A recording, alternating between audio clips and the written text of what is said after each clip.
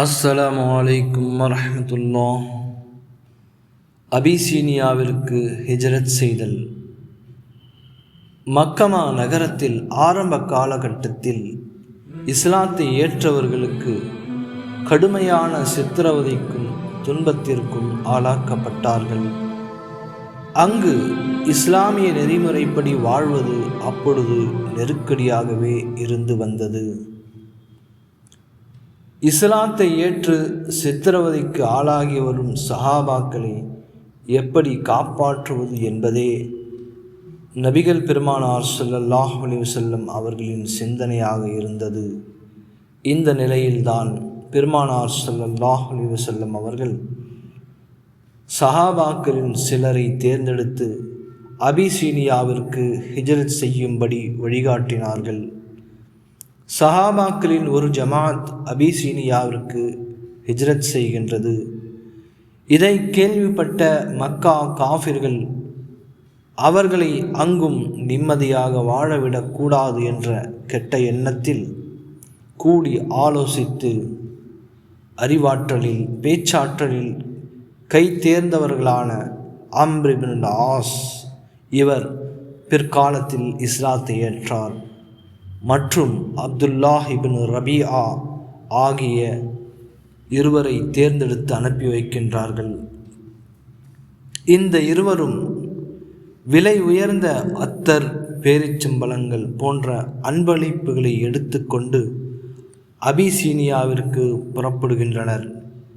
இந்த இருவரும் சமயோசிதமாய் சிந்தித்து அரசரை சந்திப்பதற்கு முன்பாக அரசவையில் உள்ளவர்களை சந்தித்து பேசி அன்பளிப்புகளை பரிமாறி இன்னின்ன விஷயம் என்பதாக தெரிவித்து விடுகின்றனர். ஏனெனில் மன்னர் நஜ்ஜாஷியிடம் பேசுவதற்கு இது தோதுவாக இருக்கும் என்பதற்காக. பிறகு நஜ்ஜாஷி மன்னரை சந்திக்க அரசவைக்கு அவர்கள் இருவரும் செல்கின்றனர். அங்கு அரசரிடம், உங்கள் நாட்டிற்கு சில மக்கள் குடியேறி இருக்கின்றனர். அவர்கள் எங்கள் நாட்டிலிருந்து தப்பித்து வந்திருக்கின்றனர். அவர்கள் எங்கள் கொள்கைக்கும் உங்களுடைய கொள்கைக்கும் எதிரானவர்களே. அவர்கள் உங்கள் நாட்டில் குழப்பம் விளைவிப்பார்கள். இது போன்ற அவதூறுகளை கூறி அவர்களை உங்கள் நாட்டிலிருந்து வெளியேற்றி எங்கள் நாட்டிற்கு திருப்பி அனுப்புங்கள் என்று வேண்டிக் கொண்டனர். இதை கேட்ட மன்னர் நஜ்ஜாஷி அவர்கள் கூறியது, நான் தீர்க்கமாக அவர்களை விசாரிக்காமல் உங்களுடன் அனுப்ப இயலாது என்றார். அல்லாஹ்வின் அருளை பெற்ற மன்னர் மேலும் கூறியதாவது, அவர்கள் தீயவர்களாக இருப்பின் உங்களுடன் அனுப்பி வைத்து விடுகிறேன். அவர்கள் நல்லவர்களாக இருப்பார்களே, ஆனால் அவர்கள் இந்த நாட்டில்தான் நலமுடன் இருப்பார்கள் என தீர்க்கமாக கூறிவிட்டார். சஹாபாக்களின் ஜமாத்தை விசாரிக்க மன்னர் அரசவைக்கு அழைக்கின்றார். ஜாஃபர் இப்னு அபி தாலிப் ரலியல்லாஹு அன்ஹு அவர்களின் தலைமையில் அரசவைக்கு சஹாபாக்கள் ஜமாத் செல்கின்றார்கள். மன்னர் நஜ்ஜாஷி அவர்களின் கேள்விக்கு பின்னால் ஜாஃபர் இப்னு அபி தாலிப் ரலியல்லாஹு அன்ஹு அவர்களுடைய உத்வேகமான உரையை தொடங்குகின்றார்கள். அரசர் அவர்களே, நாங்கள் எதையுமே அறியாதவர்களாக இருந்தோம். சிலைகளை வணங்கிக் கொண்டிருந்தோம். செத்த பிணங்களை சாப்பிட்டு கொண்டிருந்தோம். மானக்கேடான காரியங்களை செய்து கொண்டிருந்தோம். எங்களுக்குள் உறவினுடன் சரியான அணுகுமுறை இல்லாமலும் ஒற்றுமை இல்லாமலும் சண்டையிட்டு கொண்டிருந்தோம். இந்த நிலையில்தான் அல்லாஹ் எங்களுக்கு ஒரு தூதரை அனுப்பினான். அவர்களின் நேர்மையை நாங்கள் அறிவோம்.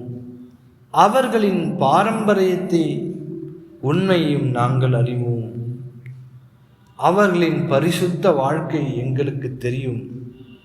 அல்லாஹ்வின் தூதர் ஸல்லல்லாஹு அலைஹி வஸல்லம் அவர்கள் எங்களுக்கு கூறியது எல்லாம் இவைகள்தான்.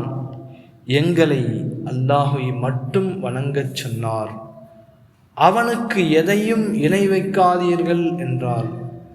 ஹலாலானவைகளை சாப்பிடவும், உறவினர்களை ஆதரித்தும் அரவணைத்து வாழவும், உங்களுக்கிடையே சண்டையிட்டு கொள்ளாதீர்கள் எனவும், மானக்கேடான வெறுக்கத்தகுந்த செயல்களை செய்யாதீர்கள் எனவும் எங்களுக்கு கட்டளையிட்டார். இது போன்ற பல நற்போதனைகளை ஜாஃபர் இப்னு அபி தாலிப் ரலியல்லாஹு அன்ஹு அவர்கள் பட்டியலிட்டார்கள். மன்னர் நஜ்ஜாஷி அவர்கள் ஈசா அலைஹிஸ்ஸலாம் அவர்களை பற்றி உங்கள் கொள்கை என்ன என்பதாக கேட்டார்கள். அதற்கு ஜாஃபர் இப்னு அபி தாலிப் ரலியல்லாஹு அன்ஹு அவர்கள் கூறினார்கள், ஈசா அலைஹிஸ்ஸலாம் அவர் அல்லாஹ்வின் தூதராவார். அவர்கள் அல்லாஹ்வின் புதல்வர் அல்ல. அவர் அல்லாஹ்வின் வார்த்தையினால் உருவானவர்.